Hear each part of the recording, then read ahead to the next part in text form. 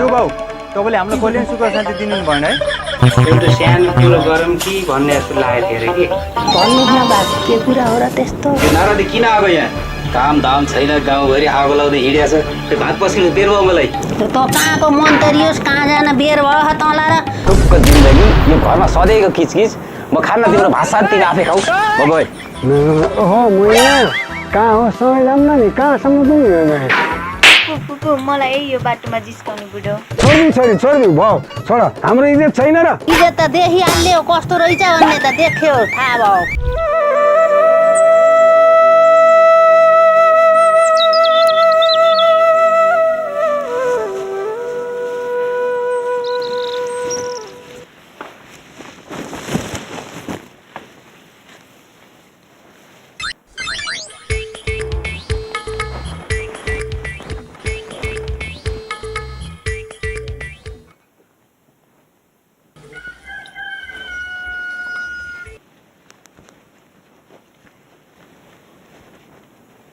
के हो बाउ तपाईँले हामीलाई कल्याण सुख शान्ति दिनु भएन है?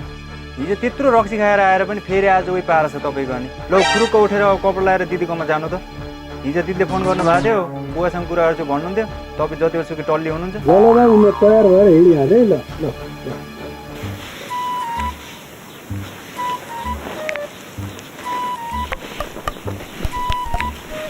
आमा नमस्कार। नमस्कार बाबु सन्चै हुनुहुन्छ? सन्चै ल आउनुहोस् बस्नुहोस्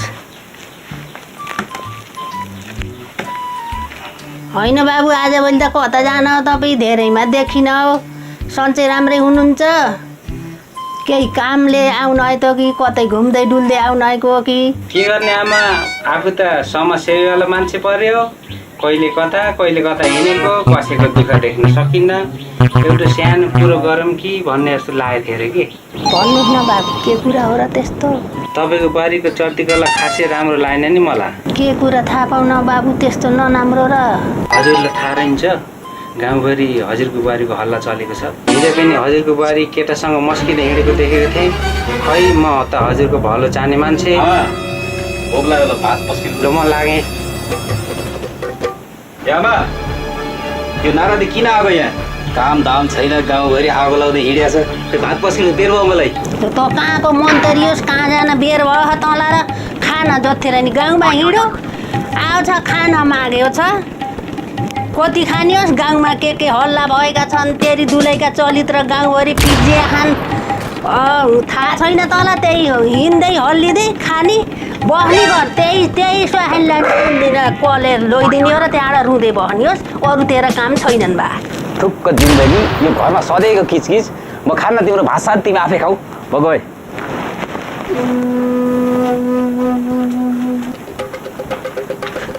टुक्क नगटी जा। आफू दिनभरि गाउँमा हिँड्छ अब मलाई पिट्ने शर्मा आएको नगर्नु यत्किन शर्मा लाग्नु पर्छ नि मान्छेलाई पनि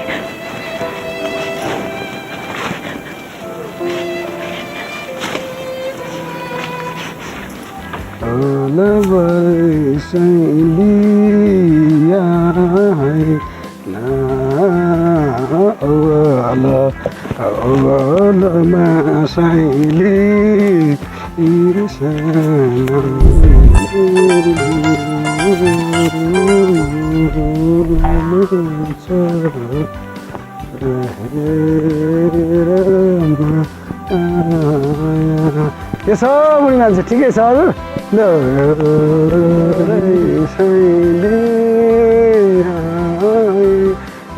ओहो म यहाँ कहाँ हो समय जाऊँ न नि कहाँसम्म पुग्नु कहाँसम्म जाने हो र जाउँलाको समय मलाई पर्खाउ न त कस्तो चाहिँ ल म यहाँ समय जाउँला पख म पनि यता उतै जाने हो नि त पख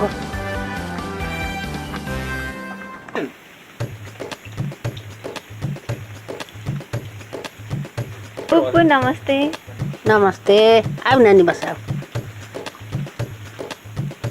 घरतिर ठिकै छ सन्चै राम्रै छ सबै सन्चै धेरैमा आऊ बाटा केही तक्लिफ त भएन भयो नि एउटा बाँदर जस्तो बुढो भेटेको मलाई जिस्कायो थियो मैले त ढुङ्गाले हानेर आएको त्यस्ता मात्तेकालाई ढुङ्गाले हानी चाहिँ ठिक भएछ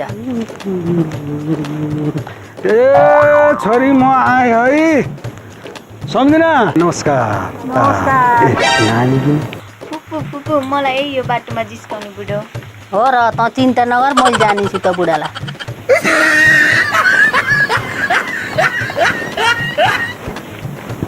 नमस्कार छोरी नमस्कार छोरी लाज छैन शर्म छैन छोरीका घर आउँदाखेरि केटी जिस्काउँदै आउने आफ्नै छोरी बराबरकी केटीलाई अलिकति शर्म छैन बुढेसकालमा ल ल हुन्छ भित्र उहाँ मासु र भात पाकेको छ तेरो बा भोक आएर आयो होला नि भित्र लगेर घिचा जा घरकै आमा भयो धेरै नबोल्नुहोस् त मुखमा आए जतिको बोल्ने हाम्रो के इज्जत छैन र जाऊ छोरी छोडिदिउ हामीलाई केही दिन चाहिएन मलाई केही चाहिएन पानी पनि किन्न मैले यो घरको छोडिदिउ भयो छोड हाम्रो इज्जत छैन र इज्जत त देखिहाल्ने हो कस्तो रहेछ भन्ने त देख्यो थाहा भयो उहाँ सुन्नु न छोरी मलाई हात दिनु न